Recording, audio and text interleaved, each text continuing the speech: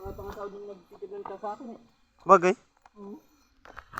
Kung sa kanya pumapatak ng ano, nasa 60. Sa ngayon ako'y maintenance. Lahat ng klase ng trabaho ay ginagawa ko. So, 20 mil lang.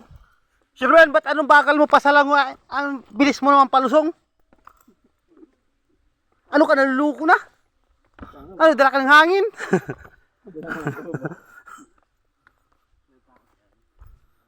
O sadyan, takot ka lang sa batuhan. Dinadala mo ako ng balingbing, takot ka pala sa dilim. Lulubog pala naman yung araw eh. Ako nga pa sa amin sa ano, mainit. Hot village. Sa Hots village.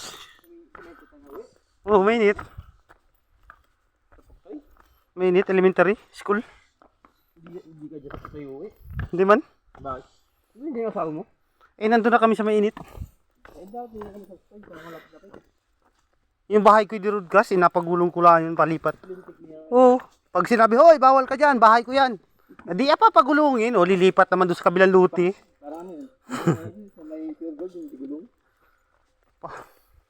Pag sinita ka naman, bawal ka dyan. Di lipat uli natin.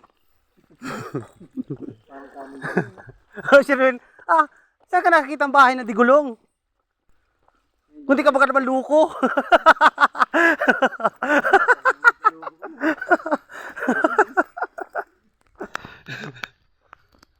Ay, gabi na. Hindi pa kita nakauwi. So, andito na pala tayo sa Kapatagan.